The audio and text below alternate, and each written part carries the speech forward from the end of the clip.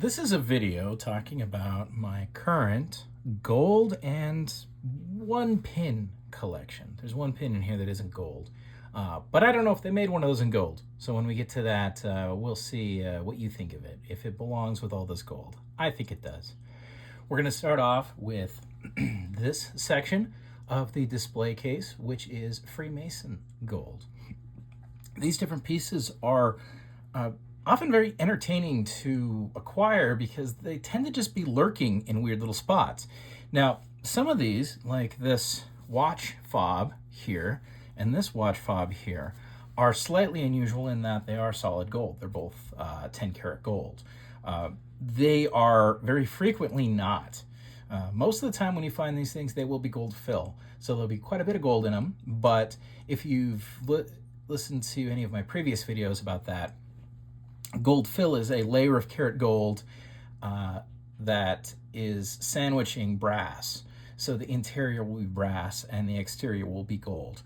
They are fairly easy to identify. I have quite a few of those now, and if anyone is interested, add a comment and I will see if I can pull them all out, and we'll make a video on those. Now, one of the things I find about a lot of this type of gold is that it's completely unmarked. Despite this one, for example, which I believe has something to do, I haven't figured out who this little guy is, but it looks like one of his little sticks there is a jester, which I think might be something like the Royal Order of the Jesters. One of the things I enjoy about this Freemason gold is that it's very rich in symbolism. Everything you're seeing here has all sorts of different meanings, and it's fun to look up. It's something to do in the evening after the kids have gone to bed and I need to occupy my mind. Also, these pieces are very frequently, if not almost always, custom. So this piece, which I use as a Christmas ornament, I hang it up high so the kids can't get it, is one that if I pull it off here and we look at the back, you can see it's all engraved all the way around the edge. And it says, presented in, as I hurt myself there, it says, presented to past thrice potent master, Illinois bro, Charles Raymond Harper, May 31st, 1944, Williamsport Lodge, perfection, 14 degrees. Now, this piece is, of course, as you've probably noticed, looking at it, unmarked. However, the outer rim is 10 karat plum and the inner rim is 10 karat plum. One of them's a little closer to 11 karat, one of them's a little closer to 9 karat. You will find that quite a bit with a piece like this, where they didn't necessarily use the highest grade gold, and they didn't necessarily use the same gold for the different parts. But that is a piece of solid gold. Well, it's not pure gold, but solid gold. I know some people have been annoyed at me about that, but solid gold, by which I mean not gold fill and not gold plate. And that was $12 off of eBay. The other thing is that some of these are actually marked, and you will be able to find the markings on them if you look extraordinarily close. Let me see if I can get this guy off. Have I properly pinned this to it? Oh no, I have not. All right, let's take this puppy off. Now, this piece is a pin, and it's two types of gold. So the 32nd degree piece on the top is 10 karat, but the pin that it was put on is 14 karat. And if we flip it over here and we look close, you've got a couple things that are very, very worth noting. One is that if we put that in there, let's see if I can zoom in on my camera anymore. There we go. You see this little latch? A jeweler made that latch by hand from scratch. And that dates it, because no jeweler, for the most part, is crazy enough to make a latch like this if they can just buy one. So generally speaking, you don't find a latch like this much beyond, say, 1910. And these little safety latches only came into vogue in the late 1800s, say 1890 or so. So you can date this pretty assuredly to just the turn of the century. And if we look really close, you see the marking there? We have 14 karat right there on the latch. But of course, the whole thing is at 14 karat. What happened here was that this pin is a 14 karat pin, and this pin may have been something that was built separately. And you can see that the mason had it upgraded with this 10 karat emblem, turning it into a piece of mason jewelry. Now, I have had a great deal of enjoyment looking for this at garage sales, but also, online auctions. You'll find these things.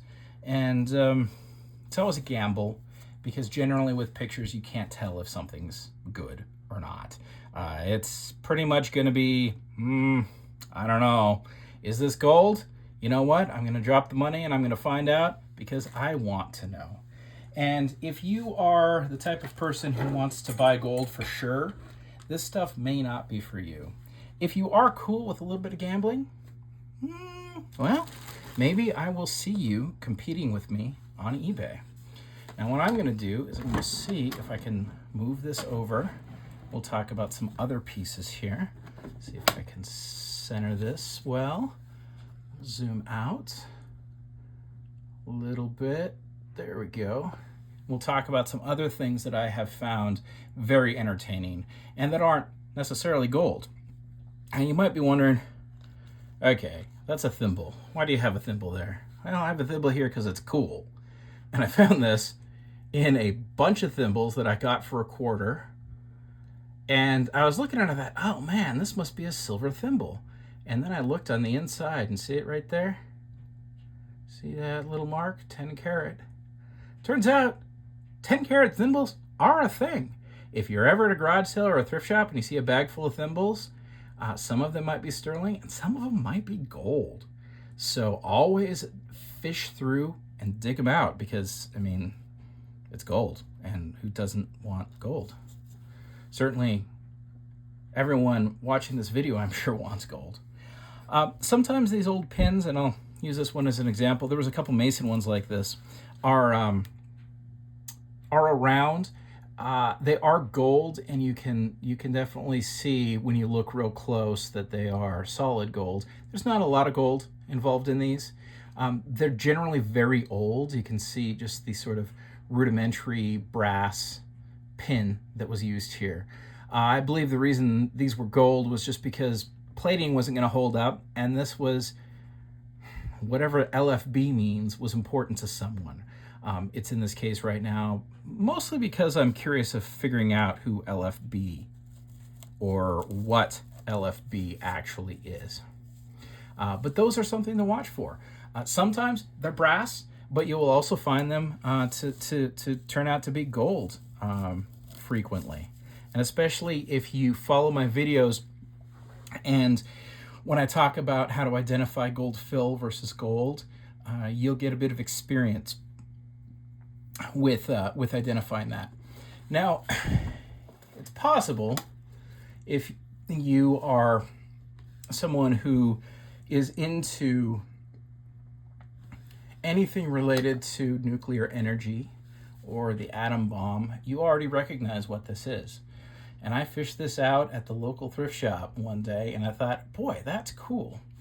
And I went home and looked it up, and sure enough, this is a Manhattan Project A-bomb pin. Now, if you were on the project for, I believe it was more than a year, or I think it was more than a year, you got one of these in sterling silver. But if you were on the project at all, you were given one of these in brass, like this one.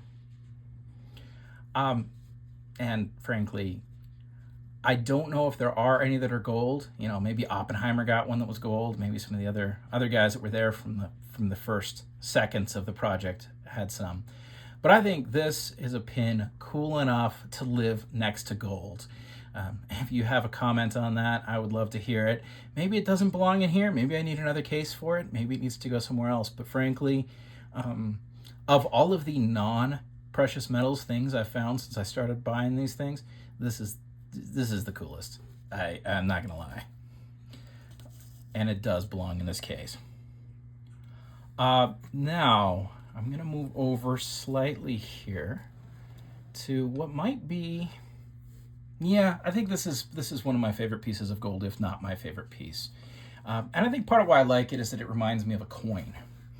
Now this is kind of an odd thing. I got this on an eBay lot. It's a pile of gold. Well, no gold. I think this was the only gold in there, but it was a pile of pins. And just, you know, somebody had a box of pins and they sold it on eBay, and I got it for, you know, $15 or whatever it was. And I wanted to see what this pin was. And it turned out to be a lot more interesting than I thought it was. And it took me a while to puzzle out what's going on with it. Now, there are clues to figuring out what's wrong, what it is. And normally with something that's this nice and this nicely made, you'd flip it over and you'd go, hey, what's going on over here in terms of markings? And you flip it over and what do you got? You've got an electro pencil Y, and that's it. There's nothing on the pin, just your electro penciled Y. It took me a bit to figure that one out, but I'll tell you in a second. Now, the biggest hint to what this is has to do with the pin. Now, pins going off the edge came out of vogue in the 1900s. They actually became shorter and wouldn't hang out over the edge of the pin. The other thing that dates this is like that other pin that I showed you, in that this is a custom-made safety catch. So again, this dates it to somewhere right around 1890. Maybe plus minus 10 years around 1890, because this is a custom-made pin. When I went down and visited the pawn shop that I've mentioned in my previous videos, they have an XRF machine, and they were able to put this on that machine and tell me that this is in fact 12 karat gold, which is 50% gold. So half of the content in this is gold. Now, the pattern is very interesting because it's an Etruscan shield brooch, but it's definitely not old enough to be Etruscan. It is Etruscan Revival.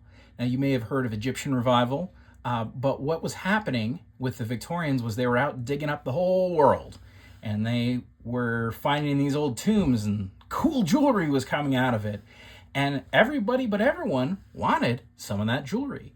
You will see quite a few pieces of Egyptian Revival where the jewelers of the Victorian era were making replications of that old Egyptian jewelry, but also the Etruscan Revival. And I believe Scandinavian, they were also digging up some Vikings here and there. So there was all sorts of different types of revival, and this is Etruscan. This is a very old form of jewelry, the shield form. But this was actually made by the Victorians because they wanted it. Now, not to be outdone by the Victorians, 1970s America comes into play here. This Y is something that police were telling people to do. In the 70s and 80s, these little machines, these little scribe, what do they call them? Like electroscribe. They have different names, but basically what they are is they're a little electric device to engrave something. You will find this on guns of that era where people will have inscribed their social security number across all of their guns. Or in the case of jewelry, somebody got one of these things, probably to inscribe his guns, and then he got into his wife's jewelry box and put Y on all their stuff so that if it's ever stolen, it can be identified. And that's what the police were saying. They're saying, hey, put some identifiable mark on your jewelry, and if it's stolen, we can recover it. And that's what this is. Now, I don't know if this was done in the 60s, 70s, 80s. Could have been any of those times. Probably 70s. So that Y took me a bit to figure out what's going on there. Okay. Shall we move on? All right, let's see if I can move this down. My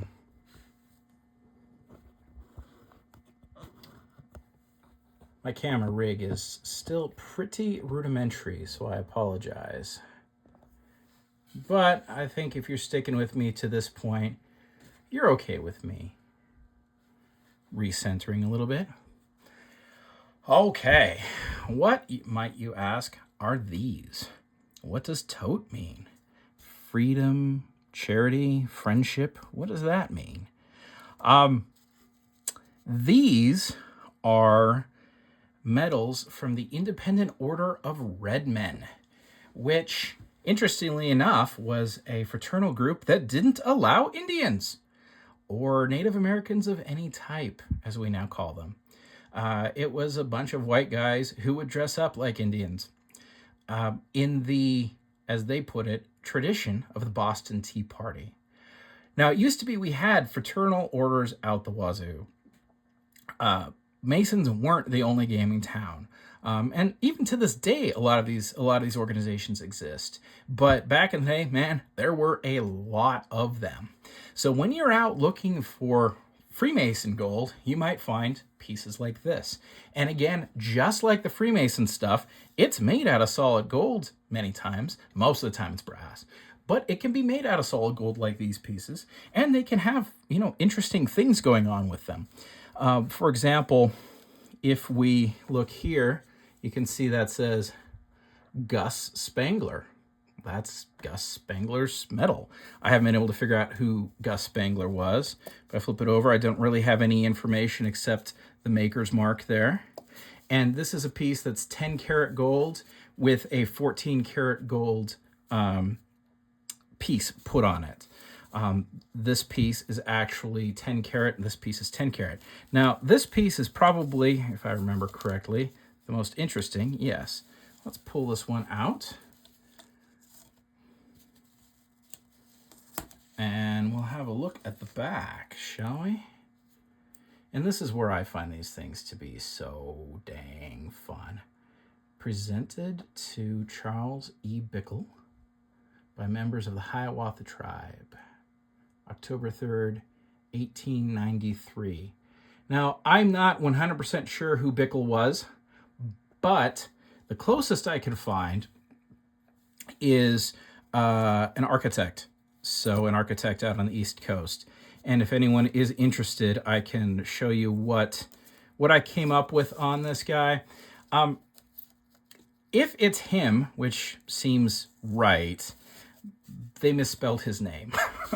Which, mistakes happen.